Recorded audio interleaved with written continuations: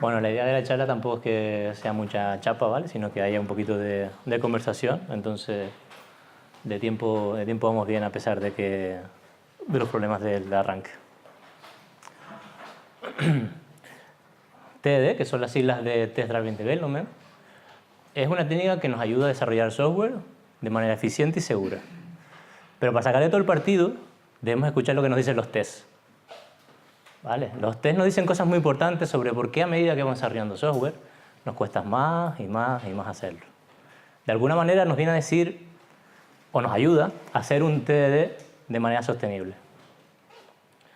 Bueno, me presento, soy Fran Reyes, trabajo en Codesite desarrollando software o ayudando a otros a desarrollar software en el sentido amplio, no solo programando. También participo en la comunidad Agile Canarias, ayudando en todo lo que puedo desde sus inicios. Ya llevo como unos 8 años andando, o sea que os animo a participar en ella. Y el de abajo es mi Twitter, por si me quieres poner algo de la charla, insultarme o ganar dinero. Ya saben que Twitter polariza las mentes, ¿no? De manera eficaz.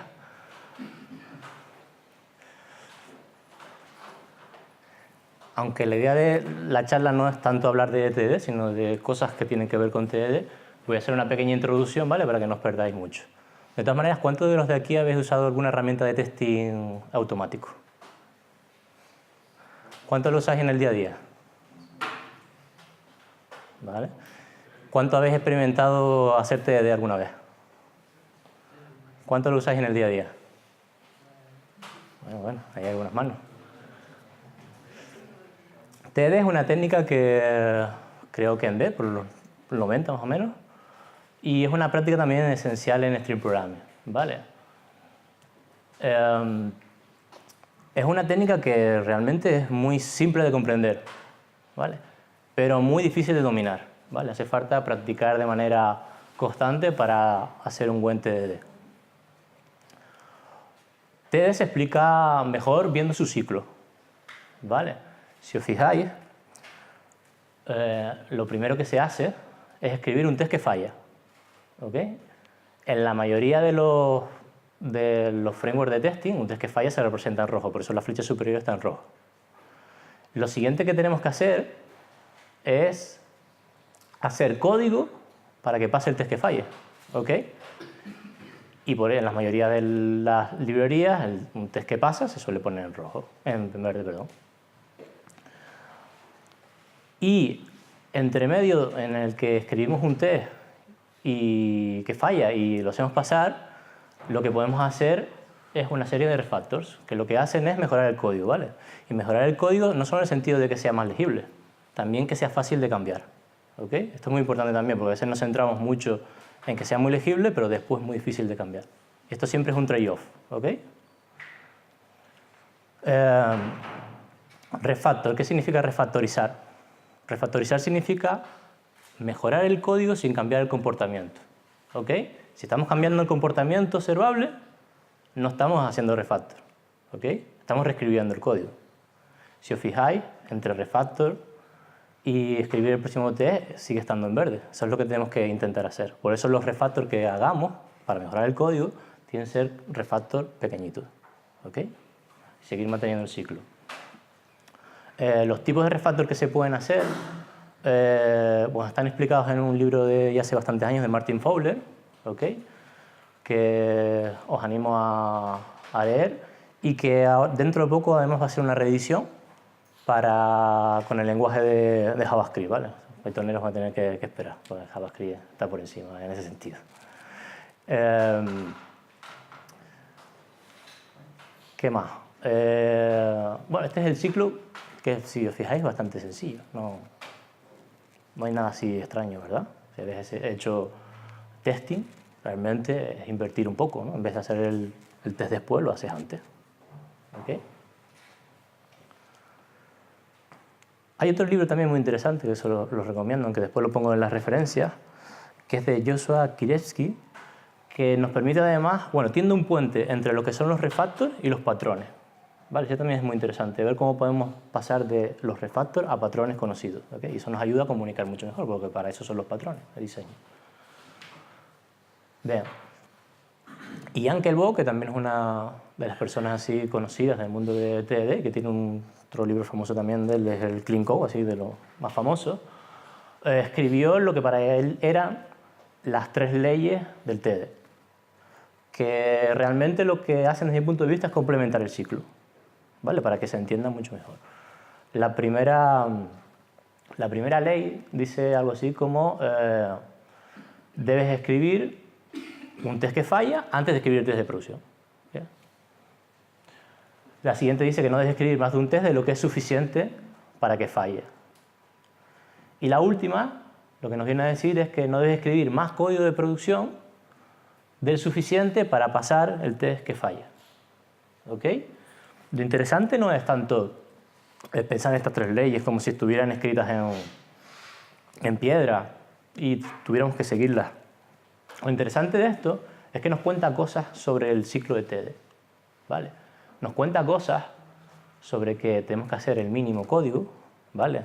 Nos cuenta cosas de que tenemos que hacer pasitos pequeños, de que no nos tenemos que adelantar al futuro. Nos está hablando de simplicidad, al fin y al cabo, ¿vale? Y eso es lo interesante de estas reglas, no tanto seguirlas a pie juntillas. Bueno, para los que todavía no habéis hecho TDD en Python, aquí hay algunas herramientas para hacerlo, ¿vale? No las he puesto no porque no les tenga especial cariño, sino simplemente me parecen muy simples para empezar, ¿vale? PyTest básicamente es un runner para lanzar los tests, ¿vale? Cuando lancemos los tests nos van a decir cuáles fallan, cuáles no fallan, etc. ¿Okay? PyHancre es una librería que nos va a ayudar a mejorar lo que son las aserciones en los tests, ¿vale? Ahora veremos cómo nos ayuda y qué significan las aserciones, ¿vale? Y lo que nos da es semántica, ¿vale? Y la última son 2 librerías, bueno, una de estas que es UnitestMox está ya integrada dentro de Python a partir de la 3, no sé qué versión de la 3, ya forma parte del framework. Y si usáis Python de la 3 hacia abajo, 2.7 por ahí, pues está pero como librería aparte, ¿ok? Y después tenéis Dublex, que igual vemos después un ejemplo de cómo funciona. ¿Qué son los dobles de prueba?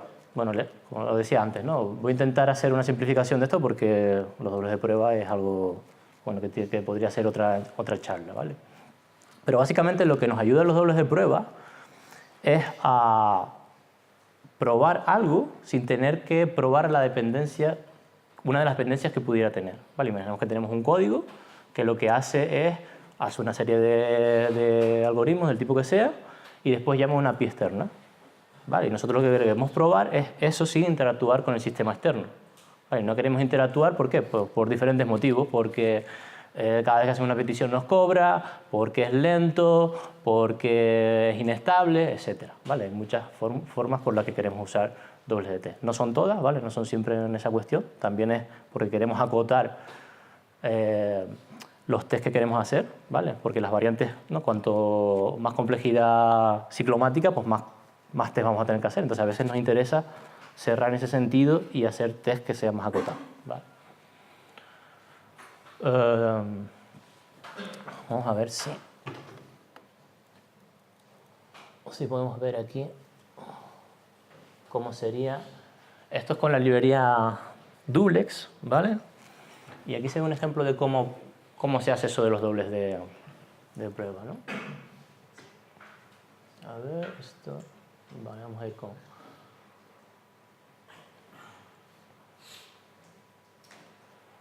Hay diferentes dobles de prueba, ¿vale? Pero bueno, no me interesa profundizar en eso, sino explicaros un poco cómo funciona. Si os fijáis, lo que hay arriba es una clase colaborador que tiene 2 métodos, hello y add. Y lo que se hace en la línea de abajo, que hace withStab, ¿vale?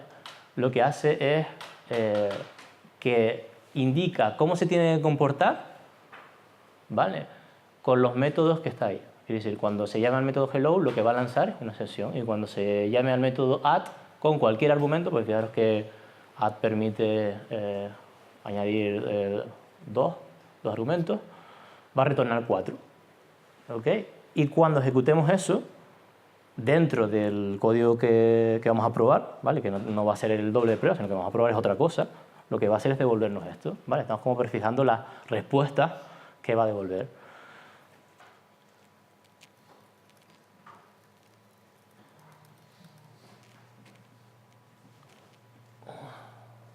Vale. Pero ¿qué pasa si no nos devuelven respuesta? Porque a veces que lo que hace es llamar a otra cosa, pero no se devuelve nada, ¿no? Imaginemos que enviamos una notificación a un sistema y no esperamos que nos devuelva nada. Nosotros lo enviamos. Puede ser un logs, por ejemplo, podría ser un caso, ¿no? Donde nosotros lo que hacemos es enviarlo, pero no hay respuesta. Pues lo que se puede hacer con los dobles de prueba es espiar que se ha llamado a eso, ¿vale? Que en este caso, si lo ves, aquí hay un sender, que lo que se hace después es un espía, ¿vale? Se espía lo que hace ese doble de prueba y abajo del todo, si os fijáis, lo que hace es, vale, se ha llamado a este setmail, ¿ok? O se ha llamado con tales argumentos, ¿vale? O incluso, a ver, podríamos poner si contiene, ¿no? Si de lo que se ha llamado, lo que contiene un @sample.net, ¿ok? Vale, pero bueno, esto es un poco para que tengas una idea de qué hablo cuando hablo de dobles de prueba. No lo veremos mucho tampoco en la charla, sino en un ejemplo.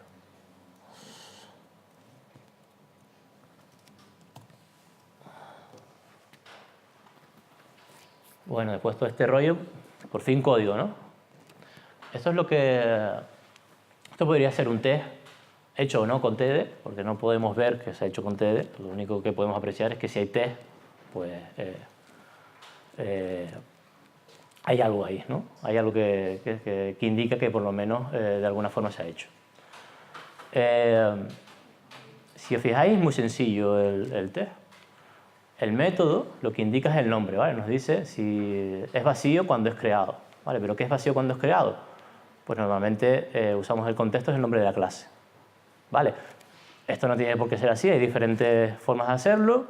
Vieron la charla de BDD y bueno, si en Python no sé si hay una librería que permite esto, pero en JavaScript tenéis Jasmine, por ejemplo, que si la conocéis, pues viene a indicar diferentes contextos. ¿Vale? Si os fijáis, además, a pesar de que el test es muy sencillo, ¿no? Lo que hace es, se crea la cesta, se cuenta el número de ítems y debe corresponder que el número de elementos dentro de la cesta es igual a 0. Bastante simple. Y sin embargo, está dividido como en 3 partes. ¿Vale? ¿Por qué está dividido en 3 partes? Bueno, pues normalmente se suele utilizar una estructura que se conoce como las 3A, ¿vale? Arrange, Add, Answer. Lo que hacemos primeramente es preparar lo que vamos a probar, ejecutamos lo que queremos probar y verificamos que se produce. ¿Vale? También se conoce como given when then, aunque eso viene de BDD, pero también básicamente también nos indica ese tipo de estructura, ¿no? Dividido en 3 partes. Si os fijáis, es una regla que se suele seguir, pero que aquí no aplica, ¿vale? En este caso es tan sencillo que realmente yo hubiera puesto aquí, desde mi punto de vista, basket, en esta línea hubiera puesto basket.itemCount igual to 0 y se leería bastante bien, ¿vale? Pero cada vez que se va haciendo complejo es bueno separarlo en esas 3 partes, ¿vale? Y después haré referencia además a alguna de las 3 partes. Bien, después de todo este rollo, ¿no? La pregunta es ¿por qué debería preocuparme TDD o por qué debería aprender TDD? ¿No? Yo creo que básicamente por 3 cosas. La primera porque nos permite mantener el foco, ¿vale? No mezclamos cuando vamos a programar varios temas diferentes. Me explico. Si os fijáis en el ciclo, lo primero que se hace es escribir un test que falla. Y un test que falla se puede ver como la especificación, cómo se debe comportar el sistema, ¿vale? Por tanto, aquí lo que estamos es en el espacio del problema, ¿ok? Lo siguiente que se hace es escribir el código que pasa al test, ¿ok? Aquí estamos escribiendo la funcionalidad, ¿vale? Estamos en el espacio de la solución. Y en la última parte, en el refactor, lo que estamos haciendo es mejorar el código, ¿vale? Estamos hablando de calidad, estamos mejorando lo que hay, ¿ok? Entonces, el foco está, cada vez que hacemos el ciclo, está en diferentes puntos, ¿ok? Nos centramos en el problema, nos centramos en la solución, mejoramos la calidad.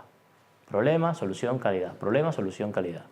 ¿Vale? Y eso es lo interesante del ciclo del TDD, que te permite focalizarte en diferentes cosas en diferentes momentos, no hacerlo todo a la vez, ¿no? Cuando estamos programando a veces nos pasa que mezclamos lo de mejorar la agilidad con la solución y entonces perdemos un poco el norte, ¿no? Vale. El siguiente punto es que es concreto, ¿vale? Las personas trabajan mucho mejor con ejemplos que con abstracciones, en general, ¿ok? Y para hacer TDD necesitamos test, y para hacer test necesitamos ejemplos, ¿ok? Y por eso también es una de las cosas que es muy interesante en TDD. Y cuando hacemos TDD, una práctica recomendada es tener una lista de ejemplos apuntadas, ¿vale? Y después atacamos al que nos parece más adecuado. La elección de los test también es interesante explorarla porque nos da diferentes soluciones, ¿vale? Y TDD también nos ofrece algo que es muy interesante, que es que nos hace pensar todo el rato. ¿Okay? Está lleno de preguntas del tipo, ¿cómo sé que esto funciona? Pues tenemos que hacer el test, entonces tenemos que verificar, ¿cómo sé que esto va a funcionar como yo digo? Y en diferentes aspectos también. Cuando, al haber separado esto en diferentes partes, ¿no? Problema, solución, calidad, las preguntas vienen de manera diferente. Cuando nos ponemos a hacer el test nos podemos dar cuenta de que no conocemos bien el problema, ¿vale? Que nos ha faltado algo, entonces nos tendríamos que levantar y hablar con el jefe de producto, quien sea que nos diga cómo se debe comportar el producto. O cuando estamos en el paso de la solución, lo que nos puede pasar es que nos demos cuenta de, esto no encaja como yo pensaba. Y entonces nos levantamos, debatimos con el equipo y vemos cómo podemos hacerlo de la mejor forma posible. ¿Vale? En todo eso tiene que ver con esos ciclos pequeños y focalizados. ¿Ok? De hecho, TDD es eso, es una herramienta también para pensar. Y eso también es la parte más importante, ¿vale? Para hacer TDD. Que hay veces que nos centramos en solo hacer el test, pasar... No, lo realmente potente es que es una herramienta para pensar en cada parte. ¿Okay? Y esta es una de las claves, desde mi punto de vista, también para comprender TDD. ¿Okay? Aquí dice que TDD combina el testing, la especificación y el diseño en una actividad holística. Y cuando empezamos a aprender TDD, primero creemos que es sobre testing, después igual nos damos cuenta que habla también sobre especificación, porque ahí están los test, ¿no? Que nos dicen un poco de la especificación. Y finalmente, o por lo menos así ha sido mi recorrido entendiendo cómo funciona TDD, nos damos cuenta que también es una herramienta de diseño, ¿vale? Porque al hacer el test lo que estamos es, de alguna manera, haciendo cosas que tienen que ver con lo que vamos a probar. Y al hacer esa interacción nos damos cuenta de que, hostia, igual lo puedo escribir de esta manera que sea más legible, etc. ¿Vale? O sea, nos da un paso hacia atrás sobre el código que vamos a escribir. Es como si nosotros fuéramos el cliente del código que vamos a escribir. ¿Okay? Cuando no hacemos TDD no estamos en esa posición, ¿vale? Estamos ya dentro, escribiendo el código y nos damos cuenta del que lo va a consumir. Normalmente, bueno, y los tests para mí son una herramienta que hay que escuchar, así lo decía al principio, que nos van a decir diferentes cosas del diseño. ¿Vale? Y normalmente hay dos categorías que nos pueden decir sobre el diseño. Una tiene que ver con el propio test, el diseño del propio test, ¿vale? Que por qué no es correcto, nos está costando cambiarlo cada vez que toca. O cosas que tienen que ver con lo que probamos, ¿vale? Va en los dos sentidos, en las dos categorías. Bien. ¿Hasta aquí bien? ¿Se ha entendido más o menos? ¿Sí? Vale. Bueno, lo primero que nos pueden decir los test, ¿vale? Es por qué falla, ¿vale? Y el test fallido es lo primero que tenemos que escuchar los test. No mirar que está en rojo, ¿vale? Sino entender bien qué significa eso. Si os fijáis en este código, ¿se ve al fondo bien o no? ¿Sí? No sé si se puede aumentar un poco más, pero... No, bueno. Básicamente lo que está haciendo es verificando, ¿no? Que una fracción de un medio sumada a 1 es igual a la fracción de 3,2. ¿Ok? Si os fijáis, esto lo que está comparando son fracciones, objetos directamente, ¿vale? ¿Alguien sabe lo que son los value badges? Los value badges son objetos que bueno, tienen dos propiedades, ¿no? Unas que son inmutables, ¿vale? Y otras que se comparan por sus propiedades, no por las referencias en memoria, ¿ok? En este caso, las fracciones se compararían porque el numerador y el denominador son iguales, son las dos propiedades de las fracciones, ¿no? Entonces, si esto lo lanzáramos con un... Y fijaros que además queda bastante legible, ¿no? Dentro de lo que se ve, vamos, cualquiera entendería esto bastante bien. Incluso no siendo técnico, creo yo. ¿Cuál sería el error? Si esto produciera un error, ¿cuál sería lo que nos mostraría? Básicamente esto. ¿Ok? Nos va a decir que se esperaba un churro que nadie entiende, pero fue otro churro que nadie entiende. ¿Ok? ¿Veis el problema, no? El problema de esto es eso, es que sí sabemos que falla, ¿vale? Pero no sabemos qué falla. El por qué tampoco lo vamos a saber, eso habrá que ir al código y mirar.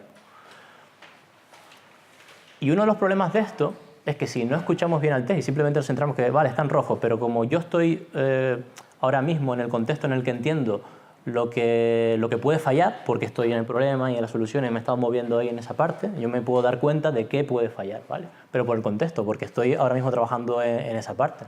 Pero a medida que pasa el tiempo, lo que ocurre es que el coste de entender esto aumenta, ¿vale? Porque ya no tienes ese contexto tan pequeño en el tiempo, ¿vale? Ya ha pasado mucho tiempo, o incluso lo que nos puede pasar, que es lo más normal también, porque recordad que programar normalmente suele ser una actividad social, lo que pasa es que nuestro compañero llega aquí y le pasa lo mismo, no sabe a qué se refiere. Bien, entonces, si esto nos ocurre, una de las formas de solucionarla, ¿vale?, sería simplemente en el método toString de la clase, bueno, CTR de la clase, ¿cómo se nota que soy javero, ¿no? Y toco César y eso. Mi experiencia, de hecho, en Python es poca. Llevo unos meses trabajando en un proyecto que era PHP y Python, ¿vale? O sea que si ven algún problema aquí con el ejemplo, no me den con la vara. Vale, lo que tenemos es simplemente que en el método str lo que vamos a escribir es una cadena de texto que represente lo que significa esa fracción, ¿vale? Y cuando esto falle, lo que nos va a dar es esto de aquí.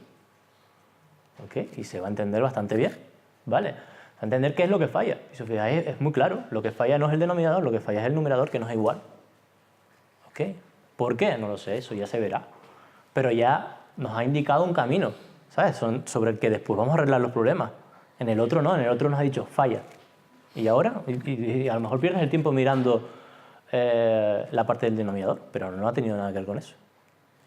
¿Ok?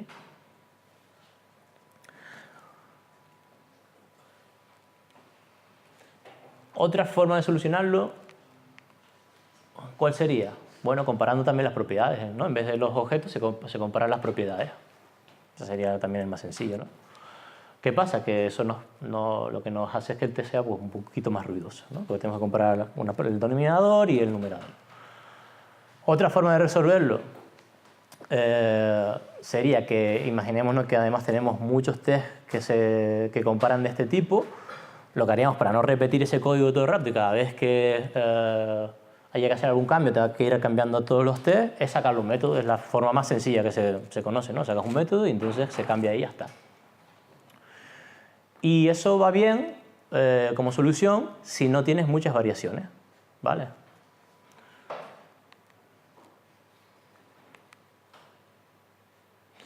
O más bien si no tienes que compartir el código entre diferentes tests, ¿no? Porque imaginemos que tenemos diferentes tests, diferentes clases y tenemos que compartir ese método, ¿no?, en diferentes partes. Entonces, ¿qué haces? ¿Haces la dependencia de la clase con la otra clase? ¿Lo subes a un nivel superior? Bueno, pues para hacer esto, una de las fórmulas que hay, recordad que os había dicho que se puede utilizar PyHancres, ¿vale? PyHancres realmente, si os fijáis, lo que nos dan son dos funciones. Bueno, lo vimos anteriormente, quizás aquí se ve más claro. PyHancres nos da el assertat y el equal to, ¿vale? Para que sea más legible, ¿no? Lo que nos da un poquito de azúcar sintáctico, ¿vale? Para que se lea bastante mejor. Bueno, pero no solo nos da eso, no solo tiene uno predefinido, sino que nosotros podemos crear nuestros propios matchers, ¿vale? Y lo bueno es que, aparte de que se leen bastante bien, pues son reutilizables en diferentes clases, ¿vale? Es una forma también de hacerlo. ¿Cómo se hace? Pues si os fijáis, lo que hace básicamente es heredar el fraction matcher, hereda de base matcher, e implementa una serie de métodos que realmente son muy sencillos para este ejemplo. Vale, aquí lo que se hace en el match, lo que hace es la comparativa que quieres que haga el match que crea con el objeto que llega por aquí, ¿vale? Y después simplemente pones el texto que quieres que se vea en lo que esperabas y en lo que fue, ¿vale? Aquí no hay mucho lío. Realmente, si os fijáis, aquí lo llamo equal to fraction, ¿vale? Que es una función o un método que lo que hace es simplemente darle un poquito más de legibilidad, ¿vale? Pero al final lo que llamo es a la clase fraction matcher pasándole los dos argumentos que hay, 3 y 2, ¿vale? En el que después aquí construyo la fracción y la comparo con la otra fracción. ¿Ok? ¿Se entiende? Bueno, entonces, con lo que hemos visto, una de las cosas interesantes en el flujo del TDD es este de aquí, ¿vale? No es solo escribir el test y pasarlo, es escribir el test y hacer el diagnóstico claro, ¿ok? Eso es muy interesante también que lo tengan en cuenta cuando hagan TDD, ¿vale? No es seguir el ciclo, sino repensarlo y pensar, bueno, pero entre esto y esto igual hay una cosa que vale la pena hacerla porque tiene beneficios, ¿vale? Aquí ahora hablamos de costes.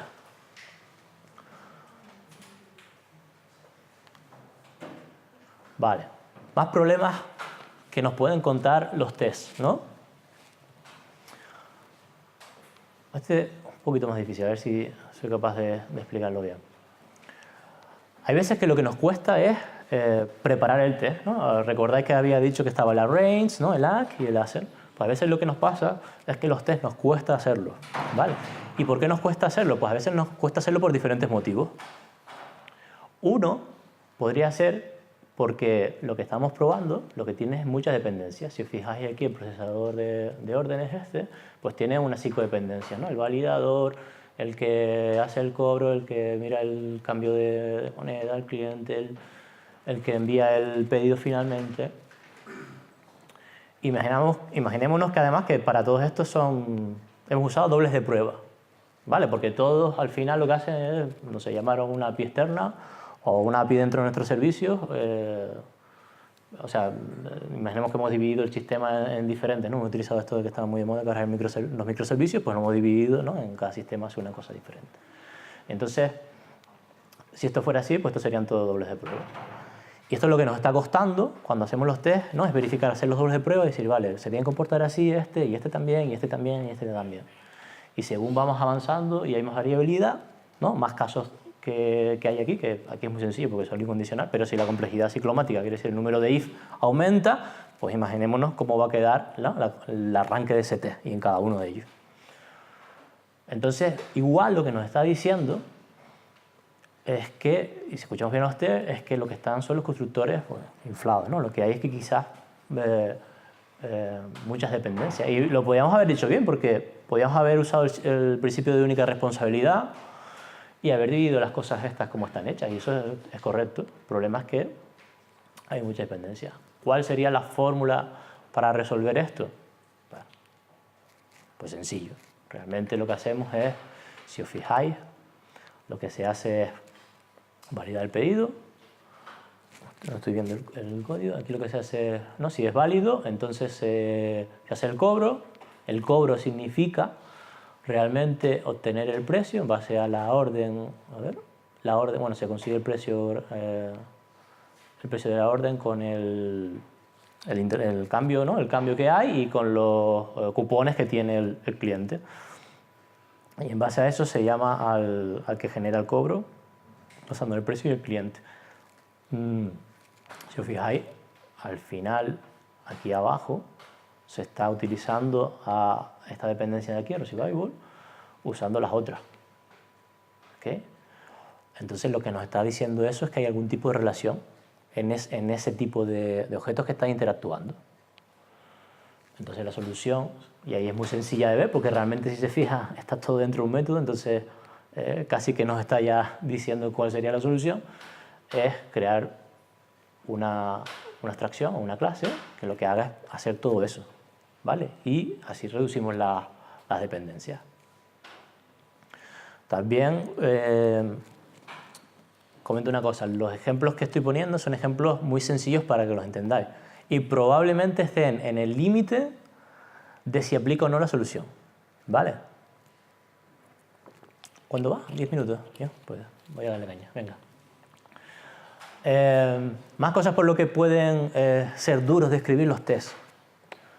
Pues básicamente porque hay veces no son las dependencias, a veces lo que pasa es que lo que vamos a probar tiene una estructura compleja, ¿no?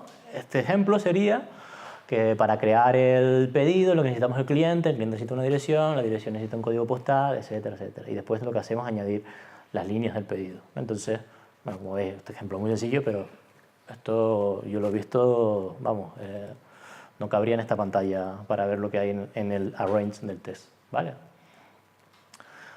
Entonces, ¿soluciones para resolver este problema? Pues una podría ser sencillamente sacar eso un método, ¿no? Y ya está. Esa es la más simple. ¿Qué pasa con eso? Pues algo parecido a lo que pasaba anteriormente.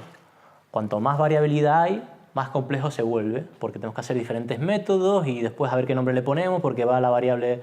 Entonces se hace un poco complejo mantener ese tipo de cosas. Entonces, y además, no solo eso, sino si esto mismo lo tenemos dividido en diferentes clases, ¿okay? Se nos hace también más difícil. Solución, pues utilizar el patrón builder, ¿vale? Que conocemos. Que básicamente lo que nos permite es crear una orden, ¿vale? Indicándole cómo la quiero crear. Y aquí puedo jugar con muchas cosas. Puedo jugar con simplemente quitar la información que tiene que ver con el cliente, porque lo que me interesa en este test no es probar la información del cliente, ¿vale? Lo que me interesa son las líneas. Otra cosa interesante también, si os fijáis, es el orden de las cosas. ¿Vale? Pongo al principio lo que es más interesante, ¿vale? Para el test. Entonces me ofrece dos cosas. Una, que puedo usar métodos que sean más legibles, y dos, que gracias al orden puedo elegir en aquello que quiero que te focalices más, porque el problema está más aquí que allá. ¿Okay? Entonces, por lo que hemos visto, lo que tenemos que pensar también es en esta variación del ciclo. ¿Okay? Escribimos un test que falla, lo hacemos pasar, hacemos el refactor, intentamos escribir el test que falla, pero lo que tenemos que preguntarnos es si es duro de escribir. Y si es duro de escribir, refactorizamos, refactorizamos, refactorizamos. ¿Vale? El refactor no es solo para el código de producción, también son para los tests. ¿Vale? Y de esta manera, si intentamos seguir un poco este aspecto, lo que conseguimos es que TDD se pueda hacer de manera sostenible. ¿Vale? Porque si no, nos pasa lo contrario, que realmente cuando lo vayamos a hacer, pues nos está costando cada vez más, y más que una herramienta que nos está ayudando, lo que está haciendo es un lastre. ¿Okay? Bueno, y si os tenéis que quedar con algo de charla, pues sería un poco esta frase que se encuentra en este libro del Ghost, que es muy interesante. El nombre completo es Growing Object. La verdad que se simplifica como el Ghost, porque yo creo que nadie lo dice al completo. Y una cosa interesante que dicen ahí es esto, ¿vale? No solo tenemos que preocuparnos, ¿no? O solo preguntarnos sobre cómo testeamos esto, sino por qué es difícil testearlo, ¿vale? Esas son las dos preguntas que nos tenemos que hacer cuando estamos haciendo TDD, ¿vale? Porque a veces lo que nos pasa es que pensamos cómo testearlo, ¿no? Cómo hacerlo, y como no podemos, lo que intentamos es buscar diferentes tácticas, diferentes técnicas que lo que hacen es hacer la cosa más compleja. Igual lo que tenemos presente es un problema de diseño. ¿Ok? Y nada más, espero que les haya gustado la chapa.